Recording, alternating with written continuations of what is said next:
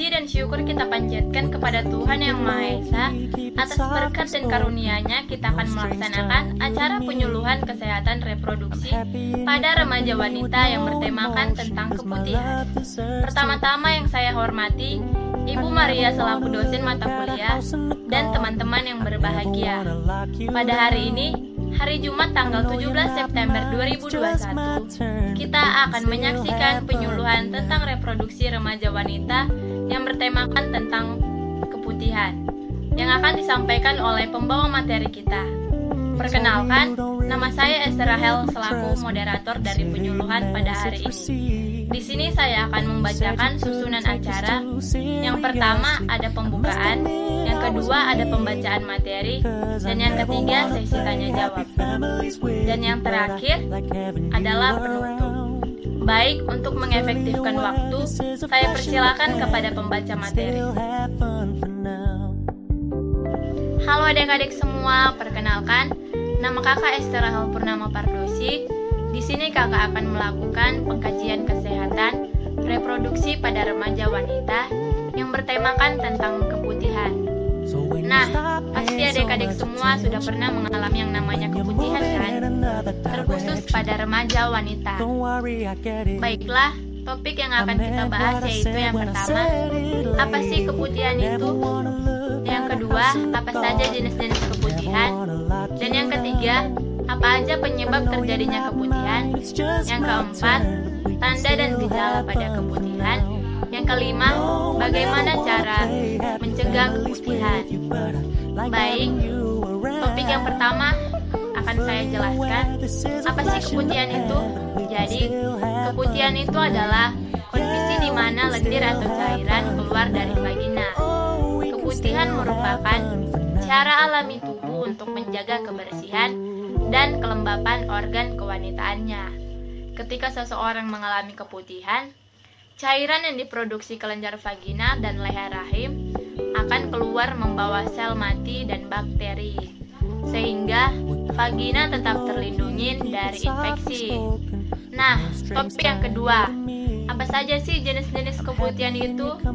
Jadi, jenis-jenis keputihan itu terbagi menjadi dua.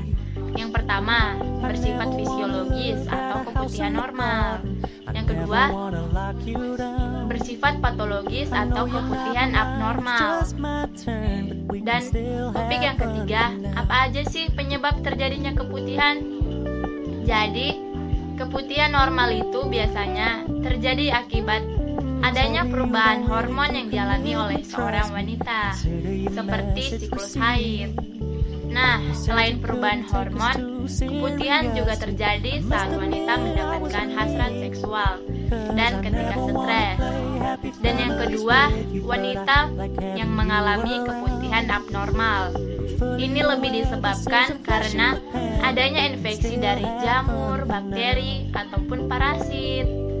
Yang ketiga, topik yang ketiga, tanda dan gejala pada keputihan, yaitu yang keputihan normal. Tanda dan gejalanya, yang pertama, berwarna putih. Yang kedua, tidak mengeluarkan bau. Yang ketiga, meninggalkan bercak kuningan di dalam celana. Yang keempat, spektur keputihan dapat berubah tergantung siklus menstruasinya. Dan tanda dan gejala pada keputihan yang abnormal yaitu yang pertama, cairan keputihan berbeda warna. Yang kedua, berbau. Dan yang ketiga, cairan keputihan keluar lebih banyak dari biasanya. Yang keempat, gatal pada area kewanitaan. Yang kelima, nyeri di panggul ketika buang air kecil. Nah, topik yang terakhir yang akan kita bahas yaitu bagaimana sih cara mengatasi keputihan? Jadi, yang pertama, cara mengatasi keputihan, bersihkan daerah vagina dengan sabun. Membersihkannya menggunakan air hangat. Lakukan setelah buang air kecil dan buang air besar. Kemudian keringkan. Cara ini dilakukan untuk mencegah bakteri masuk ke dalam vagina. Dan cara yang kedua, Hindari menyiram atau membersihkan vagina melalui semprotan air.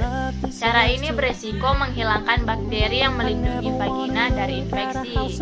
Cara yang ketiga, gunakan celana dalam berbahan katun untuk menjaga kelembapan pada daerah kewanitaan. Hindari menggunakan celana dalam yang terlalu ketat. Nah, cara yang keempat, hindari menggunakan sabun atau produk kewanitaan yang mengandung parfum karena dapat mengganggu keseimbangan bakteri baik pada vagina. Nah, kemudian cara yang kelima, jagalah selalu kebersihan vagina selama menstruasi dengan mengganti pembalut setidaknya setiap 3-5 jam sehari. Baiklah, demikianlah materi yang dapat saya paparkan mengenai kesehatan reproduksi pada remaja wanita yang bertemakan tentang keputihan. Terima kasih kepada pemberi materi yang sudah memaparkan tentang promosi kesehatan reproduksi remaja wanita yang bertemakan keputihan. Baiklah, saya akan membuka sesi tanya jawab kepada teman-teman yang ingin bertanya seputar materi kita hari ini. Dipersilahkan.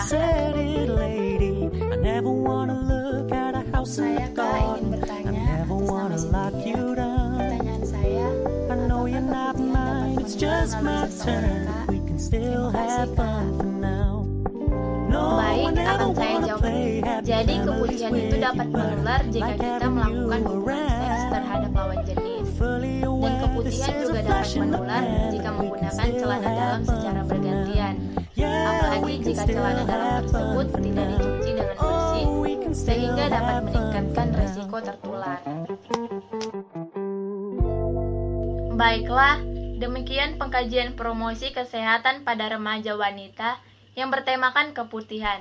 Semoga penyuluhan yang sudah diberikan tadi dapat diterapkan dengan baik. Saya ucapkan terima kasih dan salam sehat.